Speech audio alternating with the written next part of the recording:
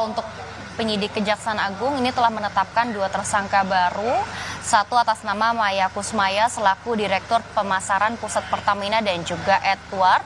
Yang keduanya saat ini sudah ditahan di Rutan Salemba, Kejagung. Saat ini Andre dan juga saudara, kami sedang menunggu keluarnya 2 tersangka baru tersebut yang dikabarkan sebentar lagi akan keluar dari gedung Kejaksaan Agung. Sebelumnya, kedua tersangka ini telah diperiksa tadi sejak pukul 3 sore hingga 10.30 malam waktu Indonesia Barat. Dan 2 tersangka ini diduga melakukan korupsi bersama 7 tersangka lainnya. Andre, ini adalah kedua tersangka yang diduga atau baru saja ditetapkan sebagai tersangka oleh pihak Kejaksaan Agung. Sebelum dilakukan atau ditetapkan tersangka, ini kedua tersangka dilakukan pemeriksaan kesehatan terlebih dahulu dan terbukti sehat. Baru setelahnya akan dilakukan penahanan selama 20 hari ke depan. Artinya, Andre dan juga saudara, saat ini total ada 9 tersangka dalam dugaan kasus korupsi pengelolaan minyak mentah di PT Pertamina. Sebetulnya kedua saksi ini sempat dipanggil, tadi ditunggu oleh pihak Kejaksaan Agung sejak pukul 10 pagi hingga 2 siang waktu Indonesia Barat, namun memang tidak hadir ataupun tidak memenuhi pemanggilan Kejaksaan Agung. Akhirnya karena memang ditunggu dan juga tidak mendatangi panggilan, dilakukan penjemputan paksa oleh penyidik di kantor yang bersangkutan yang berletak atau berlokasi di kawasan Kebayoran Baru, Jakarta Selatan. Kalau untuk kronologi, kedua tersangka ini diduga melakukan pembelian RON 90 dengan harga RON 92. Dan tersangka MK dan juga EJ ini diduga melakukan pembayaran langsung yang menyebabkan harga tinggi begitu ya, atau tidak wajar. Dan diduga juga untuk 2 tersangka tersebut ini melakukan pengadaan impor minyak mentah dan juga produk PT Pertamina International Shipping sengaja di markup sebesar 13 sampai 15%. Dan hal ini atau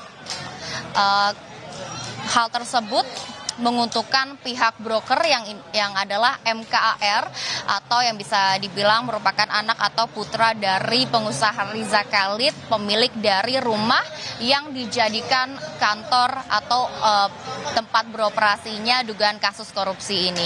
Kasus ini juga bertentangan dengan peraturan BUMN dan sebetulnya tadi pihak dari Pertamina sempat menyanggah di DPR terkait blending dan juga hanya menyebutkan bahwa terkait kasus korupsi ini hanya dicampur oleh zat.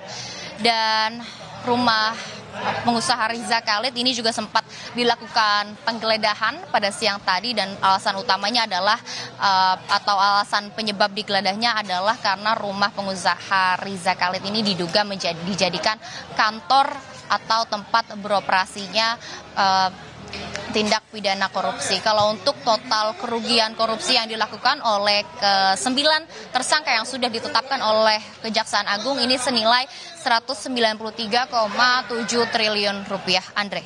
Malaika, tadi di visual yang Anda tayangkan di layar Kompas TV ini yang keluar adalah 2 tersangka laki-laki. Boleh di-mention siapa saja mereka?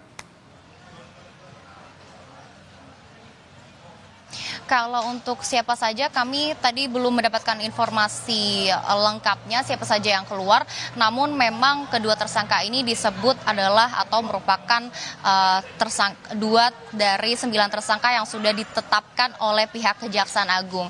Tadi 2 tersangka yang keluar dari gedung Jaksa Agung Muda Bidang Militer, ini salah satu gedung di Kejaksaan Agung, ini keluar setelah dilakukan pemeriksaan selama beberapa jam untuk mendalami dugaan kasus korupsi terkait pengelolaan minyak mentah di PT Pertamina. Andre. Malaika, saya ingin bertanya secara singkat saja. Nama Maya Kusmaya dan juga Edward Korn ini dijadikan dan ditetapkan sebagai tersangka. Hal-hal apa saja yang menjadikan dia atau mereka berdua ini menjadi tersangka? Apa kata penyidik tadi? Ya Andre, seperti yang tadi sudah saya sebutkan untuk terkait dengan kronologi kenapa kedua tersangka ini baik tersangka MK maupun EJ ditetapkan sebagai 2 dari 9 tersangka dalam kasus ini karena kedua tersangka ini melakukan pembelian RON 90 dengan harga RON 92 dan MK dan EJ ini diduga melakukan pembayaran langsung yang menyebabkan memang harganya jadi tinggi atau tidak wajar dan karena ini juga ada markup begitu ya sekitar 13-15% dan ini juga yang menyebabkan tersangka MKAR mendapatkan keuntungan dan merugikan negara sekitar 193,7 triliun. Andre. Oke, baik. Terima kasih Malaika Kridaman dan juga juru kamera Febri James yang melaporkan langsung dari Gedung Kejaksaan Agung. Selamat bertugas kembali teman-teman.